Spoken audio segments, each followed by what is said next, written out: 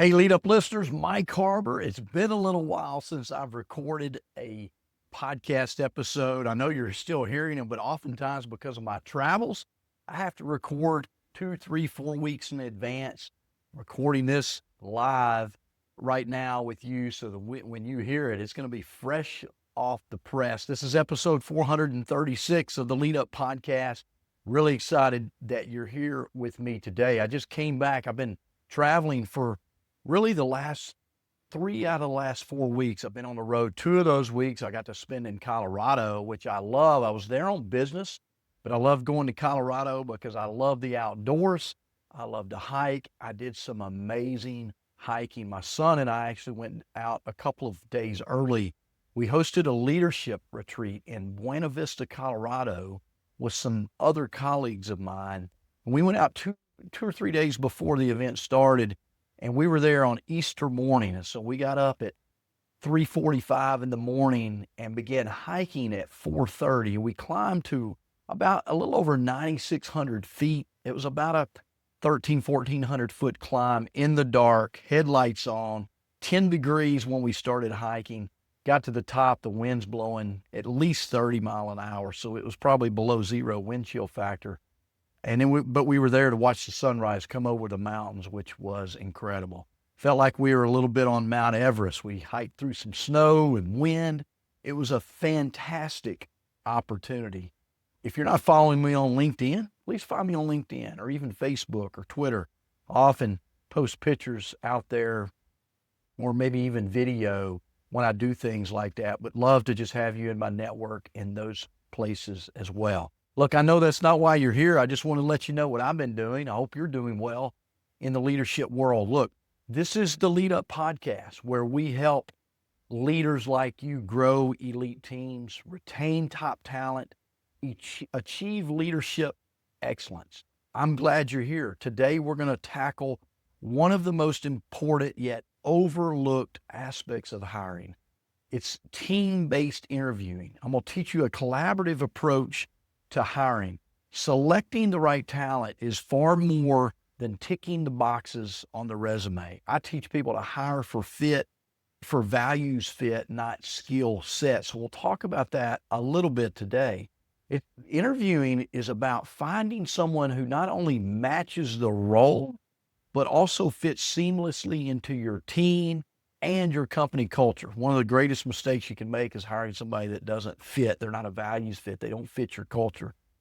And too often, this task falls solely on one or two individuals, maybe even HR, leading to blind spots or biases in the process. Maybe we're just trying to hire one body, fill a slot. We don't do our due diligence in making sure that people are a good fit. I don't believe there's any bad people out there. There's just bad fits for what we're trying to accomplish. So today I'm going to walk you through why involving your team in the hiring process is so important and what I call team-based interviewing.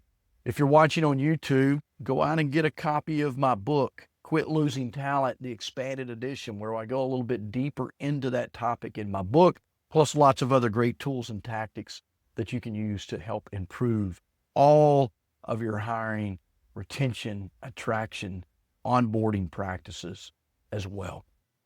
Here's what we're going to cover in this episode: the benefits of team-driven interviews and hiring, strategies for forming a cohesive hiring panel that effectively evaluates those candidates when they come into the funnel, and in real-life examples of organizations that have elevated their hiring processes using this collaborative approach. So let's jump into this first segment I'm calling the benefits of team-based hiring.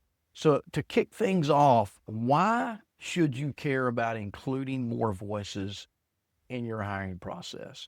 The traditional one-on-one or small panel interview formats may work in some cases, but they limit perspective. When perspective is limited, you risk getting less clarity on the candidate's true capabilities or whether they'll actually thrive in your unique environment for your organization. Too many times, look, I've literally interviewed tens of thousands of people. I've helped companies hire hundreds of people. too many times I've worked with hiring managers where they get excited about somebody's resume, they get excited about their pedigree, maybe where they went to school or maybe where they've worked or maybe what they do for hobbies, and they get excited about that individual and they don't do their due diligence, or they let their biases get involved in the interview process. Here's benefit number one of this team interview idea. Diverse perspectives create a full picture. When team-based interviewing is involved, you bring people from different roles, different departments, and different levels into that interview process. Why is this critical? Because everyone on the team, from a technician on the front lines to the leadership team, experiences working with new hires differently.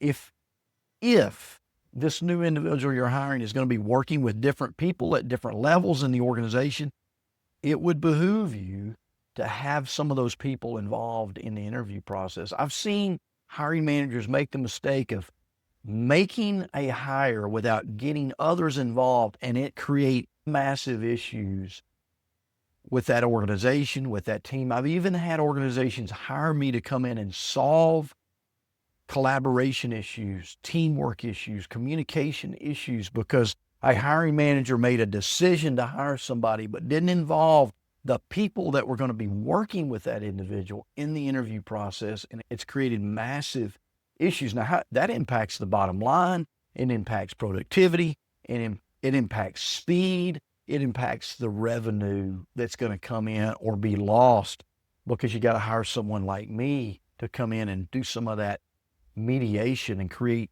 some better communication. Just a question for you. Who better to evaluate compatibility than the very people that these new hires are going to work with on a regular daily basis? You oftentimes as a leader, you're not working with them on a daily basis or a minute by minute basis. You're often in meetings somewhere else, and you're not having to face some of the challenges that may come with these new individuals. So your job is to focus on bigger picture things, potentially. A peer is going to assess how approachable and cooperative this candidate is. And so we get what it's like a 360-degree evaluation of the candidate. That is vitally important, these team-based interviews. If you're not doing that, or maybe you're doing some of that, but how could you do better? Maybe tune into this tactic that I'm talking about. Grab a copy of my book where I go a little bit deeper into that. If you'd like a toolkit for team-based interviews, send me an email and we'll get you a copy of our toolkit for this particular tactic on team-based interviews. Here's another benefit: enhanced cultural compatibility. Your values and culture are going to be the glue that holds your team together. If you're using values, look, first tactic in my book is target check your values. If you're using values in your organization to lead people, then you should also be using those values to hire people, to make sure they're a match. When team members directly engage in evaluating cultural fit, you're more likely to find someone who contributes positively to the workplace vibe, as they say, that energy, that culture, rather than disrupt it. Just think about this. How many times have you seen someone new added to your organization and they weren't a fit? They weren't a cultural fit. They can disrupt the whole thing. They can disrupt the teamwork, the productivity, the flow of how things are going in the organization. I'm not saying we don't need disruptors sometimes, but be very careful when you do that. Make sure you're not missing the wrong things when you're hiring people. Let's look at the third piece: improved candidate experience. Do you know how a candidate feels during the hiring process? How that plays a big role in whether they accept your job or not? Interviewing for a new job is one of the most stressful times in a person's life. Starting a new job is even more stressful because now they've said yes and they hope they've made the right decision. You hope you've made the right decision. So creating this this energy in the interview process, creating this collaboration in the interview process, including a variety of people, team members from different places within the organization, creates opportunities for candidates to feel better about their understanding of the culture of the organization. They can ask questions of different people to get a more broad perspective of how the organization works and how you lead as well. They begin to build relationships with new people in the interview process should they get the job, which reduces some of that first day, first week, first month anxiety that often prevents people from showing up their best. Here's one of my favorite reminders from my book, Quit Losing Talent. Every time someone leaves, it's your team's opportunity to assess not just who was lost, but what is needed. So when you're getting ready to interview, make sure you've done the pre-work, what I call releasing well tactic in my book. Make sure you've done the pre-work to know that if there's things you need to make better before you hire a replacement for somebody that left, make sure you've done that work. Make sure you talk about that in the interview process. Make sure you've put some new parameters in place for these new employees so they can be successful and get off the runway very quickly. By involving your team in hiring decisions, you essentially future-proof the hiring process against gaps that may emerge down the road. Let's look at another tactic that you need to bring to bear. Strategies to build a winning hiring panel. What does that look like? Now you understand the why of team interviewing. Let's talk about execution. How do you structure that team? First of all, I talked about this a little bit in the first segment. Choose a diverse selection of panel members. Your panel shouldn't only be executives or department heads. You want diversity across roles with team members who are frequently going to interact with this new hire. Bring people from different perspectives, different departments that they're going to have to work with and interact with. This layered perspective ensures you're evaluating for technical aptitude and cultural fit, values fit, chemistry with the rest of the team. Just an example, if you're hiring a customer experience manager, bring someone from sales, someone from HR, someone from operations. Each of those people have a different stake in finding the right fit and will ask the kind of questions that others might not consider based on their seat at the table, based on their perspective from the organization. Also, you need to define roles for panel members in advance. We don't want to, I see this happen a lot. Hey, I've got an interview. Will you join me? Hey, I've got an interview. So we go all of a sudden, look, people are busy, but yet they'll stop what they're doing to come interview with you. We've done no preparation. We've made no assignments for what types of questions, when they're going to ask. These team interviews need to be role played a little bit. Clarity is key. Before the interview, assign specific roles to each panelist. Who's going to score them based on values fit? Who's going to score them based on technical fit? Who's going to score them based on body language, eye contact, and professionalism and preparation for the interview? So it's important that you assign these different roles and let everybody know the role they're playing in that interview and what questions they may be asking, what they need to look at. And this helps avoid overlapping questions and assures that everybody gets to participate.